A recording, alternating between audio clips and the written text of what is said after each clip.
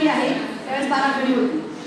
तर ते आहा स्वर हे वेगवेगळ्या भावनेतून आपण प्रॅक्टिस करून घेतली, वेगवेगळ्या भावातून, तर मुलांना खूप आवडतं आणि ते आनंददायी होतं आणि त्यांना छान वाटतं. तर मी करते, माझ्यावर तुम्ही पण करा, छान वाटते थोडंसं. थोडंसं आधी आश्चर्य